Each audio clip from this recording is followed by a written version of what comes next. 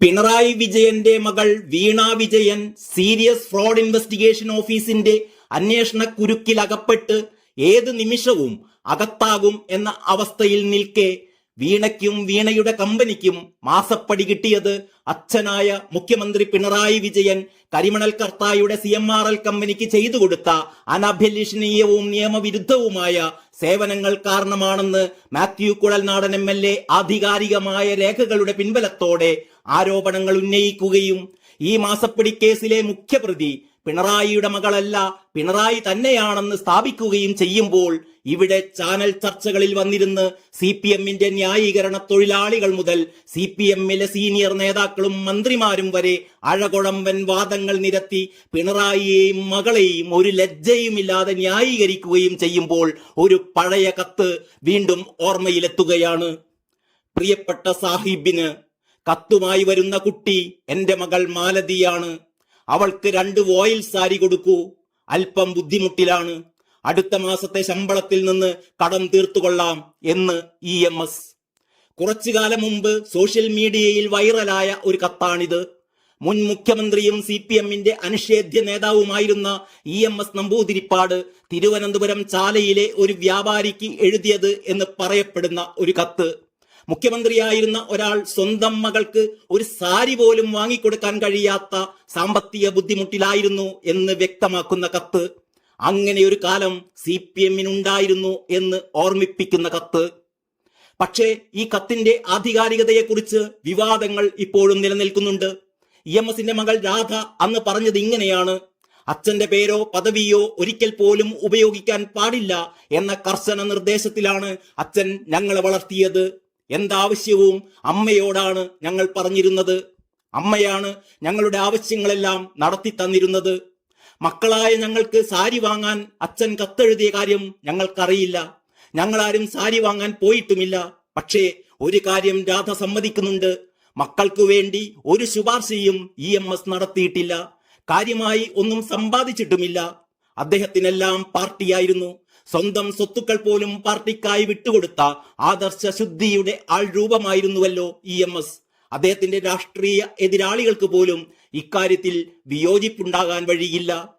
മാസപ്പടി വിവാദത്തിൽ വീണയേക്കാൾ ഒളിക്കാനുള്ളത് മുഖ്യമന്ത്രി പിണറായി വിജയനാണ് എന്നതിന് മാത്യു കുഴൽനാടൻ പുറത്തുവിട്ടതിലും അധികം തെളിവുകൾ ഇനി ആവശ്യമില്ല.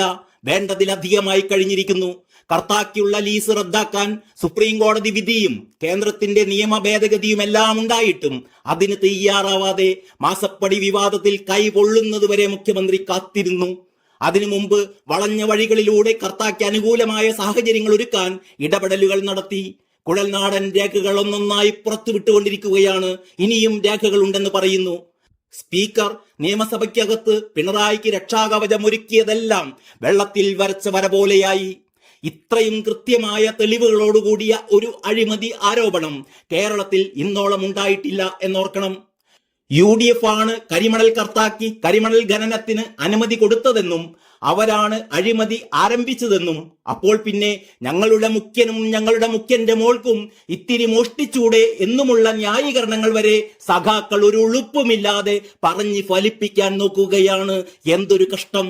രക്തസാക്ഷികളോടും ഈ പാർട്ടിക്ക് വേണ്ടി കൊടി പിടിച്ച ലക്ഷക്കണക്കിന് ആളുകളോടും ചെയ്യുന്ന മഹാ അപരാധം എന്നല്ലാതെ എന്തു പറയാൻ?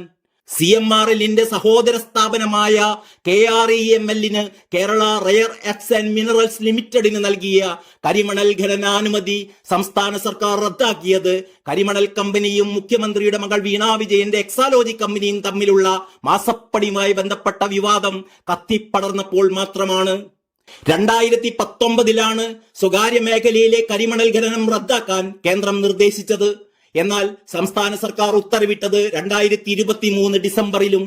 എല്ലാ സ്വകാര്യ ഖനന അനുമതികളും റദ്ദാക്കാൻ 2019 കേന്ദ്രം തീരുമാനിച്ചിരുന്നു. അതനുസരിച്ച് CMRLന് കൊടുത്ത കരാർ റദ്ദാക്കാൻ മൈനിങ് വിഭാഗം നടപടികളുമായി മുന്നോട്ടു പോകുമ്പോഴാണ് CMRL മുഖ്യമന്ത്രിക്ക് നിവേദനം നൽകുന്നതും മുഖ്യമന്ത്രി അവിഹിതമായ ഇടപെടലുകൾ നടത്തുന്നതും. 2016 തന്നെ സുപ്രീം കോടതി വിധി പ്രകാരം സംസ്ഥാന സർക്കാരിന് ശശിധരൻ കർത്ത കരിമണൽ ശേഖരിക്കുന്ന സ്ഥലം ഏറ്റെടുക്കാമായിരുന്നുവെങ്കിലും അത് ചെയ്തില്ല. കാരണം അക്കാലം മുതലേ കർത്തായുടെ കമ്പനി പിണറായിയുടെ മകൾ വീണയ്ക്ക് ലക്ഷങ്ങൾ മാസപ്പടി കൊടുത്തു തുടങ്ങിയിരുന്നു. ഞെട്ടിപ്പിക്കുന്ന വെളിപ്പെടുത്തലുകളാണ് മാത്യു കുഴൽനാടൻ രേഖകൾ സഹിതം പുറത്തുവിട്ടിരിക്കുന്നത്. നേരത്തെ പറഞ്ഞതുപോലെ ഇത്രയും കൃത്യമായ തെളിവുകളോടുകൂടിയ ഒരു അഴിമതി ആരോപണം കേരളത്തിൽ ഇന്നോളം ഉണ്ടായിട്ടില്ല. പക്ഷേ പ്രതിപക്ഷമോ മുഖ്യധാരാ മാധ്യമങ്ങളോ പോലും ഈ വിഷയം ഗൗരവമായി എടുക്കുന്നില്ല. കാരണം അഴിമതിയുടെ പങ്കുപറ്റിയവർക്കും ഇനിയും പങ്കുപറ്റാൻ കാത്തിരിക്കുന്നവർക്കും അവരുടേതായ അജണ്ടകളുണ്ട്. ആയിരക്കണക്കിന് രക്തസാക്ഷികളെയും ചെങ്കൊടിയേന്തി പാർട്ടിക്ക് വേണ്ടി മുദ്രാവാക്യം വിളിച്ച് ജീവിതം ഹോമിച്ച ലക്ഷക്കണക്കിന് അണികളെയും EMS പോലെ KG പോലെ നിസ്വാർത്ഥരായ നേതാക്കളെയും നമുക്ക് മറക്കാം. കാലം മാറുകയാണല്ലോ. പുതിയ കാലത്തിന് പുതിയ നീതി. കാറ്റിൽ പറക്കുന്ന കഴുകന്മാർക്ക് ലാൽ സലാം. നന്ദി, നമസ്കാരം.